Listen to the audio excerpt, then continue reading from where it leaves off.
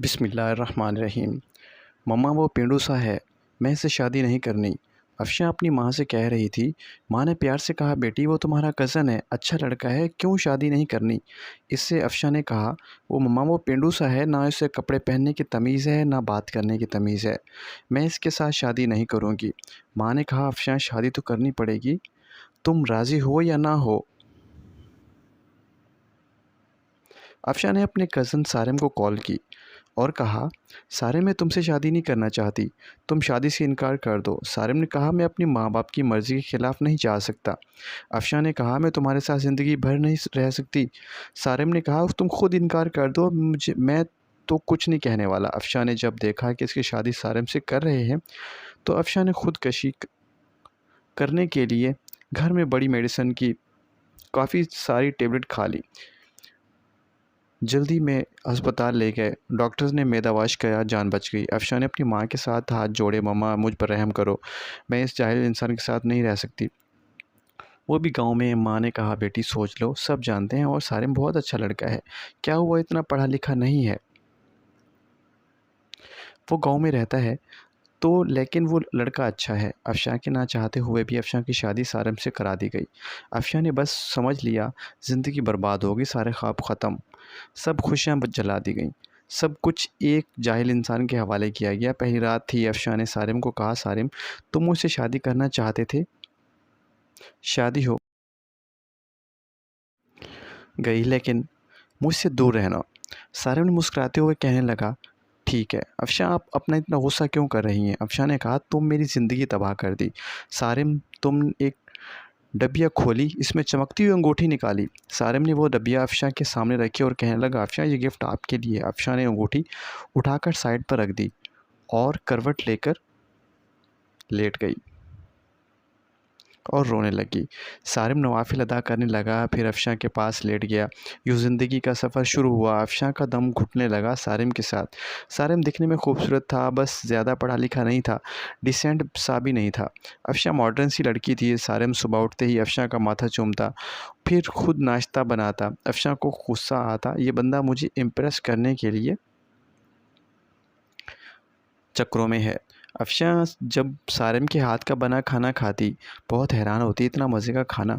सारिम रात को थका हारा अफ़शा के बस खामोश सी अपनी दुनिया में घूम सी रहती, इसको कोई परवाह नहीं होती सारिम की।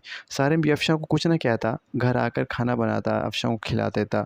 अफ़शा पत्थर दिल थी शायद, ना घर की सफाई करती और ना ही सारिम के कपड़े वगैरह धोती थी। सारिम अपने घर का खुद काम करता। साल गुज़र गया। सारिम अफ़शा की हर बेरुखी चूम कर बर्दाश्त करता। अफ़शा को यूँ लगता था कि एक बुद्धू सा इंसान पले पड़ गया है। सारिम चूँकि एक मर्द था, वो औरत पर हाथ उठाना मर्द की शान के ख़िलाफ़ समझता था, फिर इस पे हाथ उठाना जो हमसफ़र हो। सारिम ने एक दिन कहा, अफ़शा तुम अपना ख़्याल क्यों नहीं रखती हो। सारिम देखो पागल, रंग कितना धीमा पड़ गया है तुम्हारा, तुम्हारे बाल देखो कितने रूखे से हो गए हैं। सारिम अफ़शा के पास बैठ गया। 1 साल के बाद सारिम ने यूँ अफ़शा खुद छूता था। अफ़शा के बालों में ऑयल लगाने लगा। अफ़शा ने कहा, छोड़ो मुझे सारिम। सारिम ने कहा, नहीं छोड़ूंगा।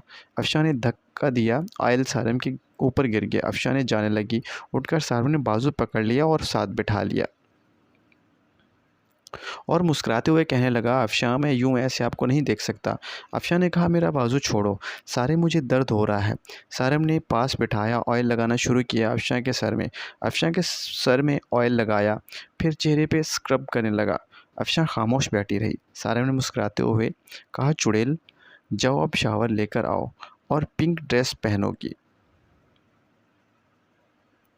मैं तुम्हारी फ़ेवरेट बिरयानी तैयार करता हूँ। अफ़शा हैरान थी, इतनी बेरुखी पे भी इतना प्यार करता है सारिम। अफ़शा शावर लेकर आई। आज चेहरे पे अजीब सी चमक थी। अफ़शा ने अपनी दोस्त को कॉल की, या सारिम ने ऐसे किया मेरे साथ। इसकी दोस्त ने कहा, सारिम अच्छा इंसान है, इसकी कदर करो। अफ़शा ने कहा, वो मुझे इम्प्रेस कर रहा है। इसकी दोस्त ने कहा, अफ़शा किस्मत वालों को ऐसे मर्द हमसफ़र मिलते हैं। इतने में सारिम ने आवाज़ लगाई, जान पनाह खाना तैयार है। आज वो अफ़शा मुस्कुराने लगी। आज बिरयानी से मज़े की खुशबू आ रही थी। अफ़शा ने खाना शुरू किया। इतने में मज़े की बिरयानी का दिल चाह रहा, तारीफ़ किए सारिम की, लेकिन खामोश रही। खाना खाया, कमरे में सोने चली गई। सारिम ने बर्तन उठाए, वॉश करने लगा। बर्तन वॉश किए, सारा दिन का थका हारा बेड पर पड़ गया। सुबह उठा, अफ़शां को उठाया, कहा, अफ़शां मेरी जान नाश्ता तैयार है, कर लेना, मैं जा रहा हूँ और आज तुम्हारे लिए गिफ्ट लेकर आऊँगा। सारिम घर आया, हाथ में एक गुलाब का फूल था। अफ़शां कुर्सी पर बैठी हुई थी, गार्डन में हल्की सी हवा चल रही थी। शाम का वक्त था, हल्की सी रोशनी भी थी। सारिम घुटने के बल बैठकर गुलाब का फूल अफ़शां को दिया। मुस्कुराते हुए कहने लगा, हैप्पी बर्थडे अफ़शां। अफ़शां ने कहा, तुम कैसे, मेरा आज का बर्थडे है। सारिम ने कहा, हम सफ़र हूँ आपका। अफ़शां पेपर्स निकाले, एक लिफाफे से कहा। अफ़शां का हाथ पकड़ कहने लगा, अफ़शां जानती हो ये पेपर का क्या चीज़ है। अफ़शां का दिल धड़कने लगा, क्या चीज़ है ये सारिम। सारिम ने कहा, ये हम दोनों की खुशी है अफ़शां। अफ़शां ने कहा, बताओ सारिम ये क्या है। सारिम ने प्यार भरे लहजे में कहा, ये हमारे नए घर के पेपर्स हैं। मैंने क्या घर लिया है और तुम्हारे नाम किया है।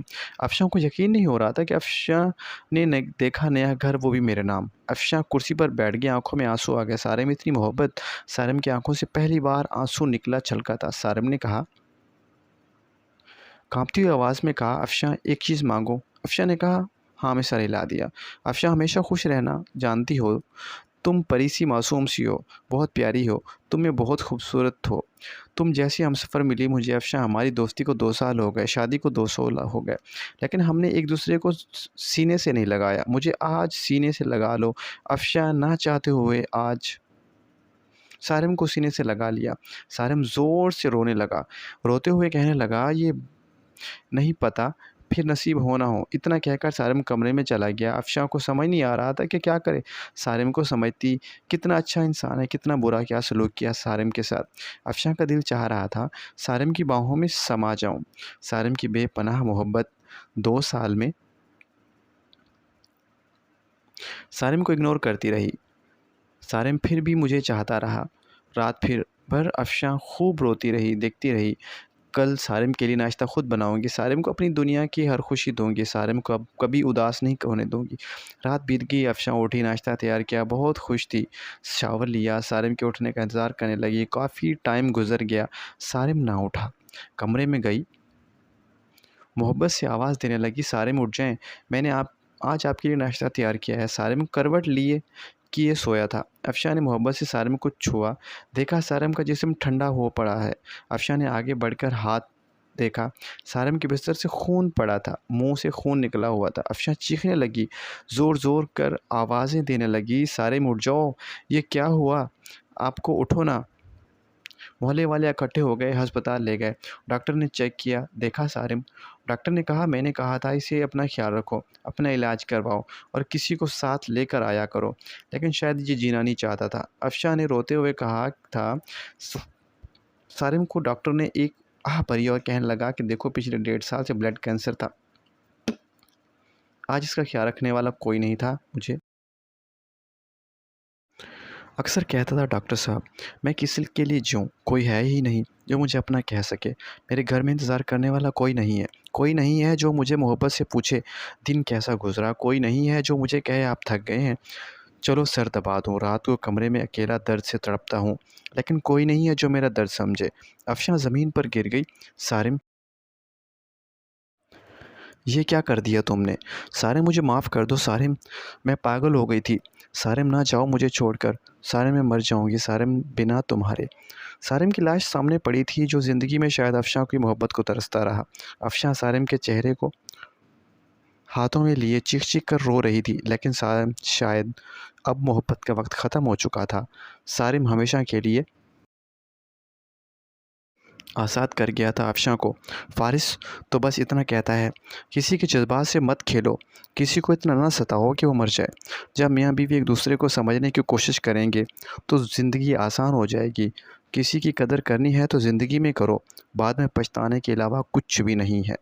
उम्मीद करता हूँ ये स्टोरी आपको अच्छी लगी होगी, तो स्टोरी को पूरा सुना करें और चैनल को सब्सक्राइब कर दें।